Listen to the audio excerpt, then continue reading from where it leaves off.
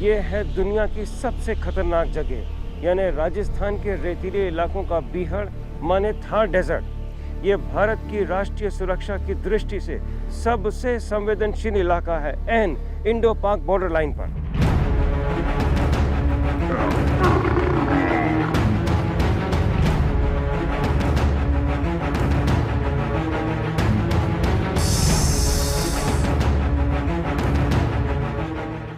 राष्ट्रीय सुरक्षा सीरीज के इस एक्सक्लूसिव एपिसोड में रेत के उन भयानक टीलों के दुर्लभ दृश्य जो 24 घंटे के अंदर अपनी जगह बदल लें और बीएसएफ का काम बढ़ जाए।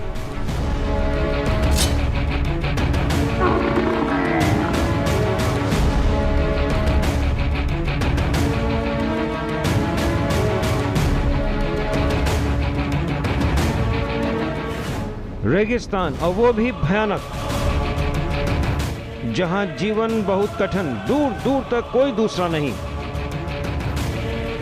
जो रेगिस्तान में रहते हैं वही जानते हैं हालात कैसे हैं इस वीराने में।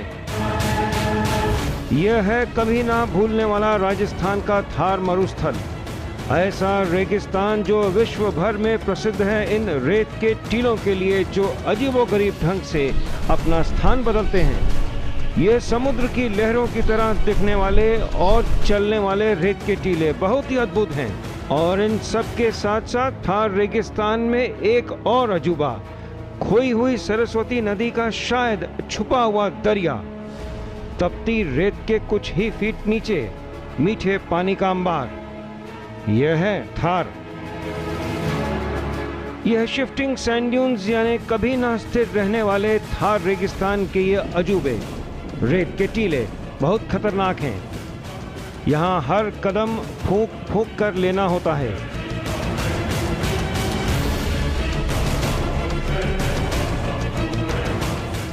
यह स्थान वीर गाथाओं और शूरवीरों के बलिदानों से जानी जाती है।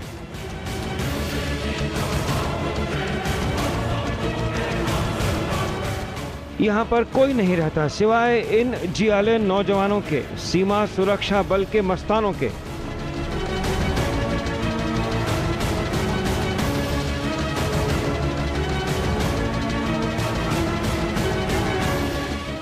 भारत की राष्ट्रीय सुरक्षा की दृष्टि से थार एक अत्यंत संवेदनशील इलाका है, पाकिस्तान वाली अंतर्राष्ट्रीय सीमा से चिपका हुआ। यह कंटीले तार आगाह करते हैं कि पाकिस्तान की सरहद सामने है और हमारा पड़ोसी बिल्कुल भरोसे के लायक नहीं है, इसलिए होशियार रहो। राष्ट्रीय सुरक्षा के इस एक्सक्लूसिव एपिसोड में हम देखेंगे कि बीएसएफ और उसकी फौज कैसे इस मुश्किल मुकाम पर तैनात है। राज्यसभा टीवी के कैमरे थार डेजर्ट के उस कोने में पहुंचे जहां का मंजर पहले कभी ना देखा गया।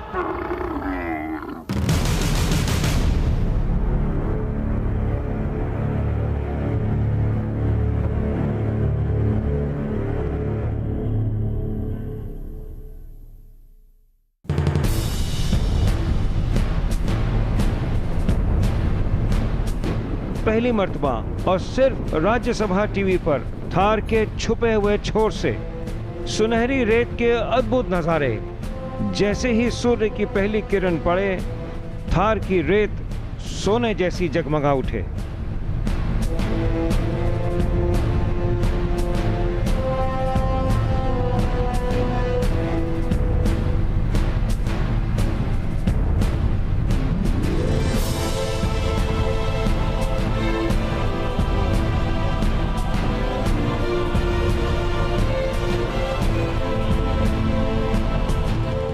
थार थार के जिन इलाकों में बीएसएफ की तैनाती हुई है, वहां पानी की हर बूंद की कीमत सोने से आंकी जा सकती है।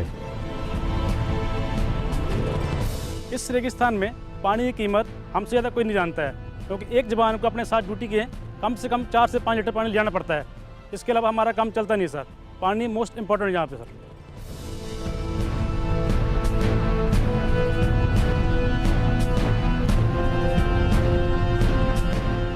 कब ये रेत के टीले अपना स्थान बदल लेंगे, किस दिशा की ओर बहने लगेंगे, किसी को कुछ पता नहीं।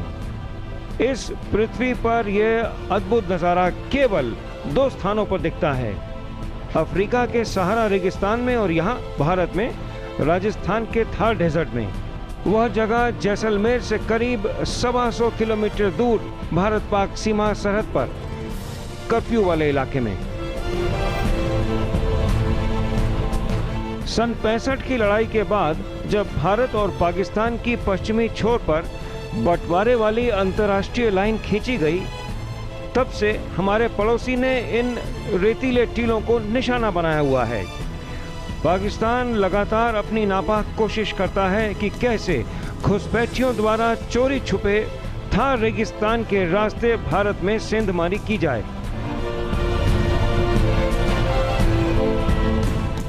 जब जब ये रेत के टीले अपनी तेज हवा के साथ अपना रुख बदलते हैं, तब तब बर्बादी का मंजर खड़ा हो जाता है। जमीन पर भारत पाकिस्तान की मालिकाना हक वाली निशानदेही कर रहे ये कंक्रीट से बने खंबे ढक जाते हैं। तब इन पर लोहे की ऊंची ऊंची बड़ी बड़ी छड़ें गाड़ दी जाती हैं, ताकि पता रहे कि भारत की जमीन की सीमा कहां तक है।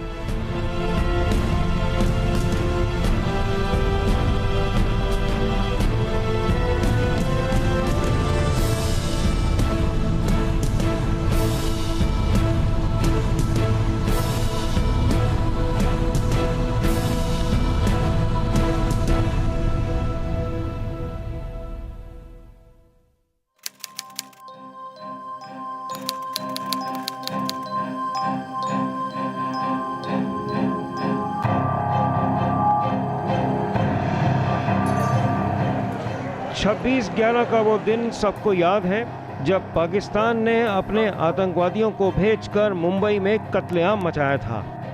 उस दिन के बाद भारत ने अपनी पश्चिमी सरहद पर चौकसी बढ़ा दी है।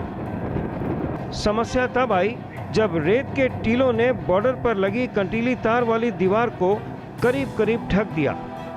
बीएसएफ का काम बढ़ गया, पर तुरंत नया इंतजाम कर दिया गया।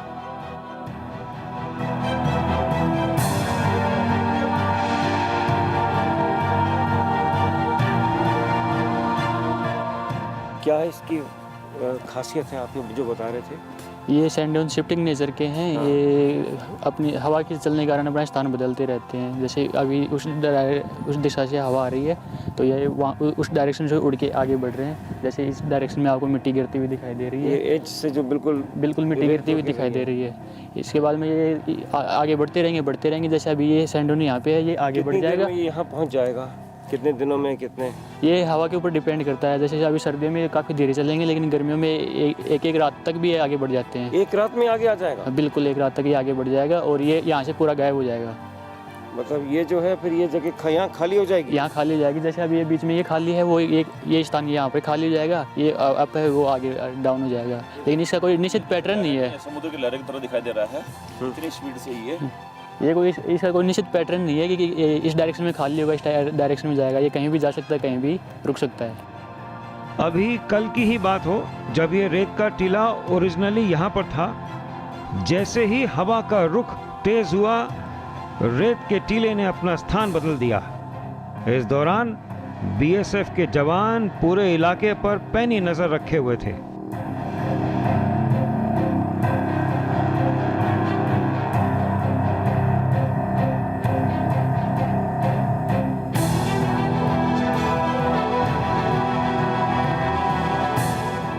जब आरएसटीवी की टीम थार रेगिस्तान में मौके पर थी, तब एक अत्यंत गोपनीय पोस्ट पर पाया कि रेत का एक खतरनाक टीला करीब करीब बीएसएफ की चौकी को ढकने की तैयारी में था। हमें बताया गया कि इस बीएसएफ पोस्ट के लिए नई सेफ जगह खोज ली गई है। इस इलाके को बीएसएफ ने राजस्थान फ्रंटियर का नाम दिया है, जिसमें बीकानेर, जोधपुर, जैसलमेर और बाड़मेर सेक्टर्स आते हैं। राजस्थान में पाकिस्तान से सटी अंतर्राष्ट्रीय सीमा करीब 1200 किलोमीटर लंबी है। सरहदी क्षेत्र नोटिफाइड एरिया है, जिसका मतलब यह है कि बीएसएफ की इजाजत के बिना ना कोई आ सकता है और ना ही कोई जा सकता है।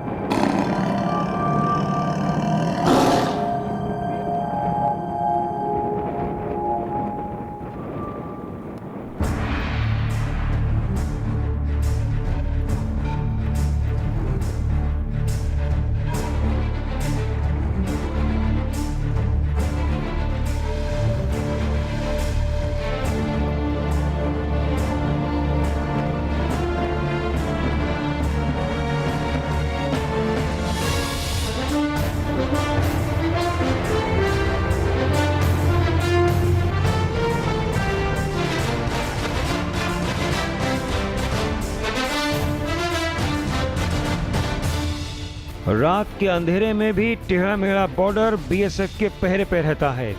लगातार चौकसी बरती जाती है। ये ऊंट पर तैनात छोटी प्लेटून गश्त पर है और नजरे होशियार कि कोई घुसपैठ ना हो जाए।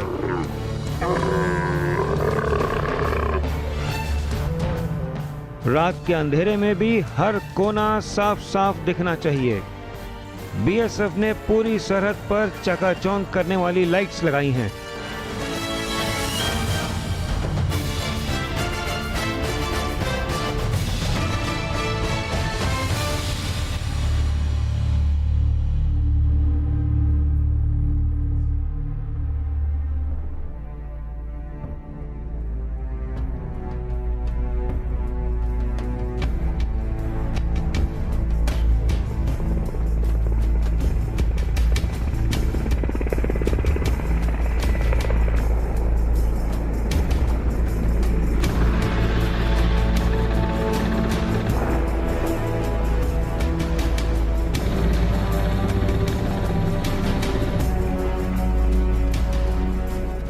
वक्त वक्त पर बीएसएफ के सर्वोच्च और आला कमान के अफसर सरहद पर इंस्पेक्शन करने आते रहते हैं।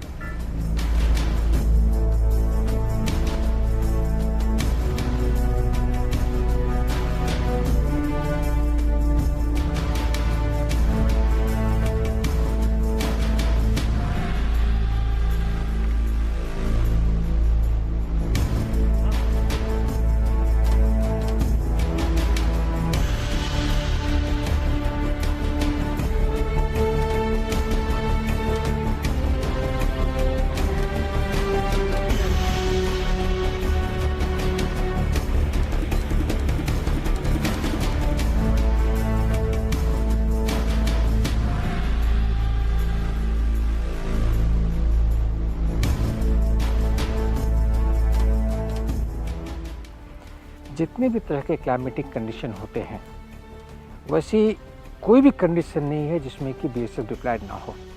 चाहे वो कश्मीर की बर्फीली पहाड़ियाँ हो, ऊंची चोटियाँ हो, या रन का मार्सी लैंड हो, बहुत ज़्यादा सैलिनिटी वाला एरिया हो, बिल्कुल अलग उसका ही है, जहाँ की ना कोई वेजिटेशन दिखता है, ना कोई आबादी दिखती है, ना कुछ भी दिखता है, पीने का पानी तक दुर्लभ है। और दूसरी तरफ देखिए आप राजस्थान का जो थार डेजर्ट है, जहाँ की दूर दूर तक कोई वेजिटेशन, कोई हरियाली कुछ नहीं दिखती, पानी की बहुत समस्या है। और जो सबसे बड़ी समस्या है जो टेम्परेचर वेरिएशन का, सर्दियों के दिनों में 0 से लेकर गर्मियों के दिनों में 50 डिग्री तक टेम्परेचर चला जाता है इस एरिया में।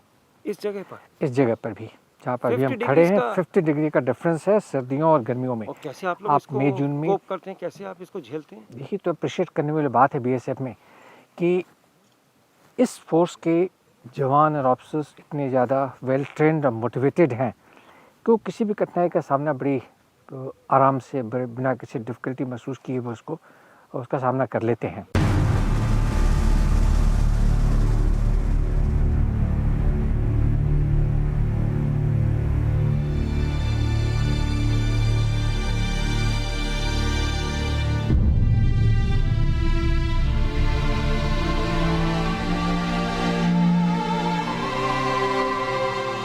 इस बीहड़ वीराने में बीएसएफ को मालूम है कि जिंदा कैसे रहा जाता है, कौन कौन सी जड़ी बूटी या कौन सा लोकल फल खाया जा सकता है। बीएसएफ के जवानों को पूरी जानकारी रहती है।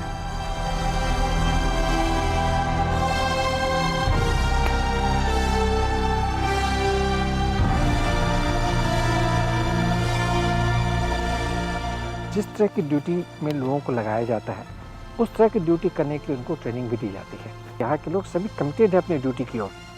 सभी को इनके अंदर एक अजीब सा जज्बा है, इनके अंदर एक अजीब सी देशभक्ति की भावना है और इन्हें हमेशा लगता है कि जो मुझे टास्क दिया गया, हमारा मोटो ही है जीवन पर्यंत कर्तव्य, और इसके बिल्कुल बखूबी इसको निभाते हैं, उसी हिसाब से रहते हैं, उसी हिसाब से अपनी ड्यूटी करते हैं।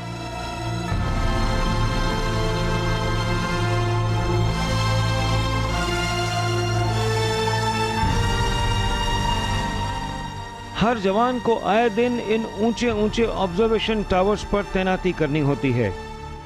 जरूरत का हर सामान यहाँ मुहैया होता है और टेंशन भरी ड्यूटी के बाद कुछ सुस्ता लिया जाए, इसका इंतजाम भी है।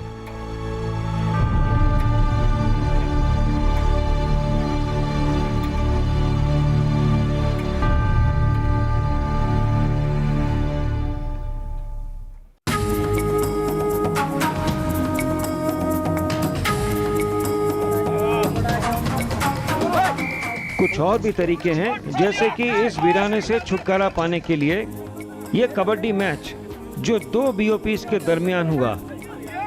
किसको पता था कि थार के इस तपते रेगिस्तान में, जहां 100 किलोमीटर दूर तक कोई दूसरा नहीं, वहां ये कबड्डी मैच, तेज तरार मैच।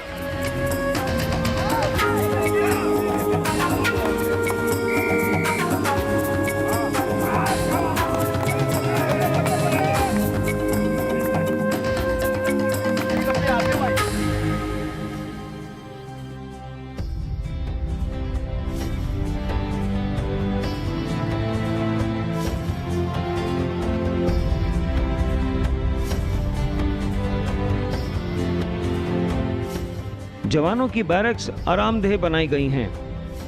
कभी कभी तो जब तुरंत तैनाती के आदेश दिए जाते हैं, तब जल्दबाजी में जवान एक दूसरे की वर्दी पहन लेते हैं। भाई तेरा नाम क्या है? मेरा नाम कांस्टेबल हसरुद्दीन है। अरे अपनी नया प्लेट तो देख, किसकी वर्दी पहन ली भाई?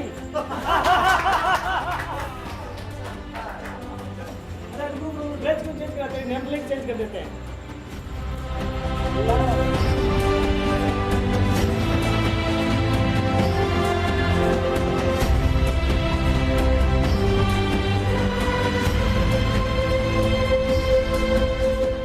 इस रेतीले इलाके में पैरों के निशान जल्द ही मिट जाते हैं और रेत पर चलना या गश्त लगाना थोड़ा मुश्किल हो जाता है।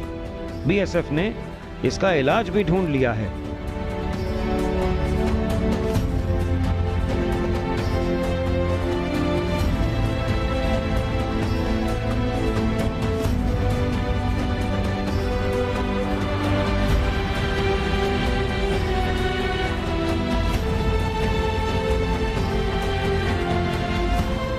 और अब बारी आती है एक जबरदस्त खबर की। बीएसएफ ने हाल में ही एक नया जंगी वाहन लिया है जो तपते रेगिस्तान की रेत के हर टीले पर तेजी से दौड़ जाए।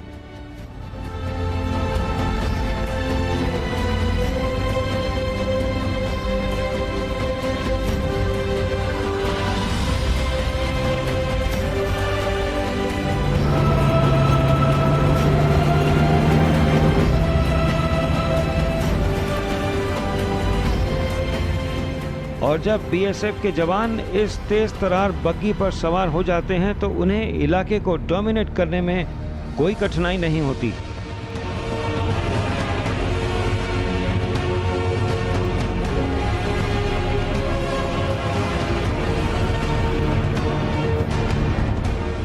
ये थार वाली बग्गी जवानों में काफी पॉपुलर हो गई है। बहुत तेज भागती है, रेत के टीलों पर हवा से जैसे बातें करती हो।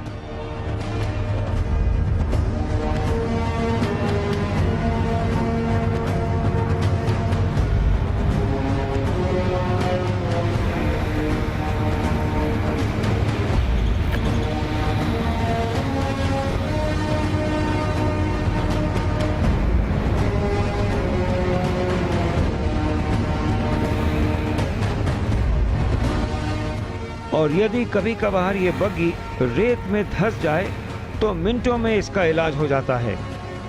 थोड़ा इधर से हिलाओ, थोड़ा दूसरी तरफ से, कुछ रेत के पहिए के सामने से रेत हटाओ और फिर बग्गी स्टार्ट।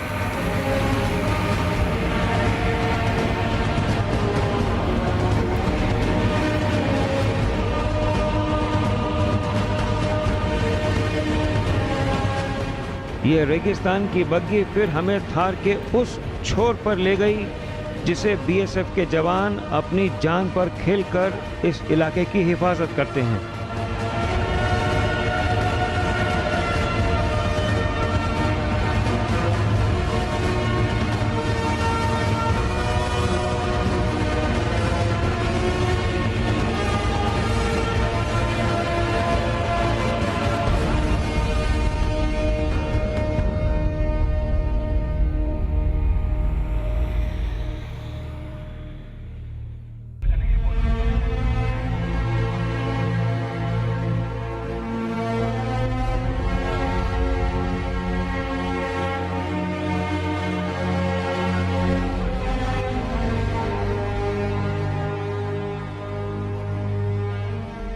ये बहुत बेशकीमती इलाका है।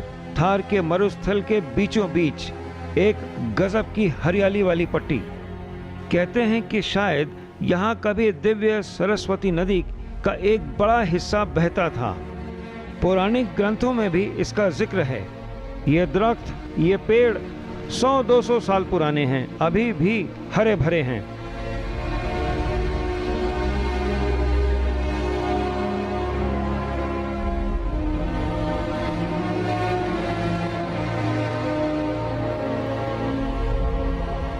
हर वो शख्स जो इलाके में पड़ने वाले गांव में रहता है, बीएसएफ उसकी पूरी जांच पड़ताल कर लेती है और वक्त वक्त पर हर तरह से मदद भी करती रहती है।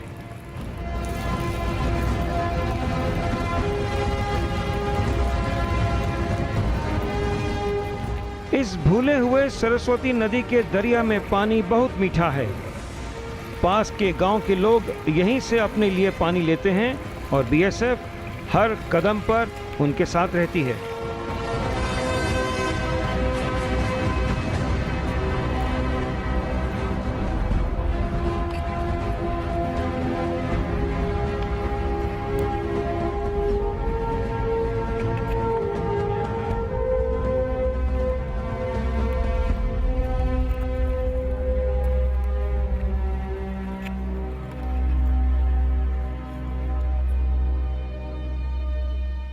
ये साहब इस रेगिस्तान में देखिए एक चमत्कार ही है, क्योंकि ये लंबी पट्टी है, इंडिया से पाकिस्तान की तरफ को जा रही है और काफ़ी लंबी पट्टी है, छोटी नहीं है, करीब 1 किलोमीटर चौड़ी और लंबाई में तो पता नहीं कितने हैं।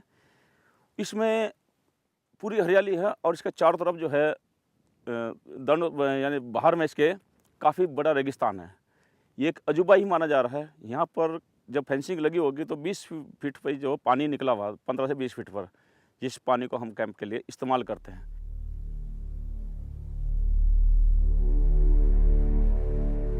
बीएसएफ के लिए यह स्थान अत्यंत संवेदनशील है। पाकिस्तान से लगातार यहाँ सेंधमारी होती रहती है और सीमा सुरक्षा बल हर इंच पर पैनी नजर रखती है।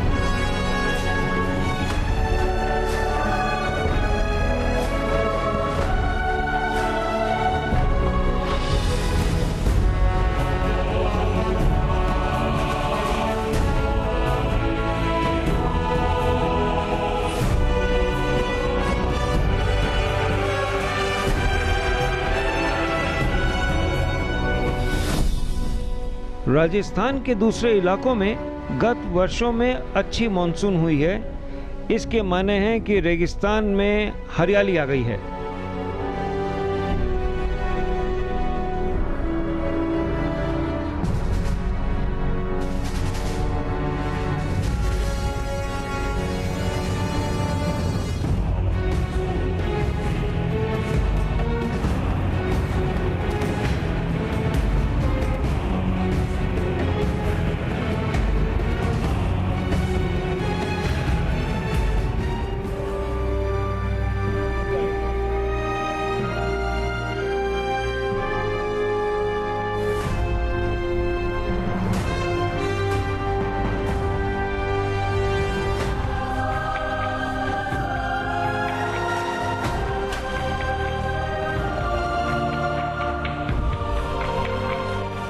बीहड़ गर्मी हो या सर्दी, सीमा सुरक्षा बल के जवान दुश्मन से मुकाबला करने को हमेशा तैयार रहते हैं। केंद्रीय गृह मंत्रालय से आदेश बड़े स्पष्ट हैं, चाहे कुछ भी हो जाए, सरहद की निगरानी में कभी कोई कमी नहीं होनी चाहिए।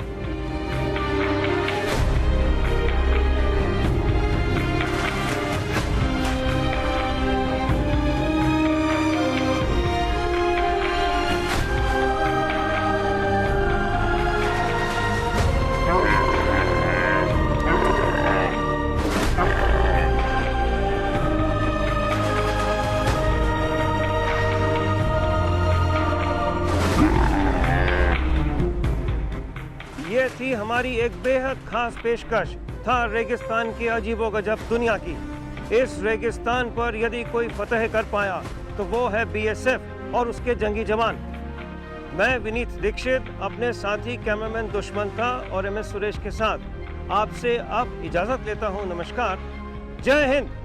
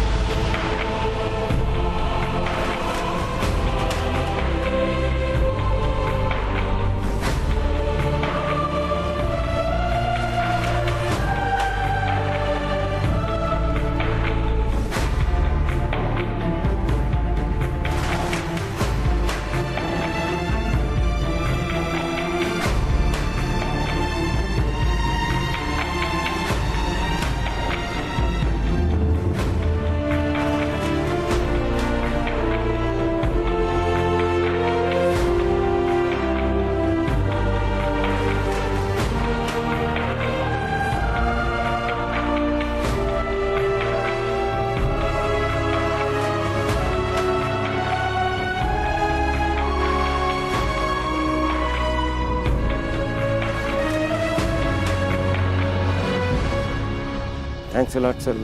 Speaking to Rajya Sabha television. It's been a pleasure.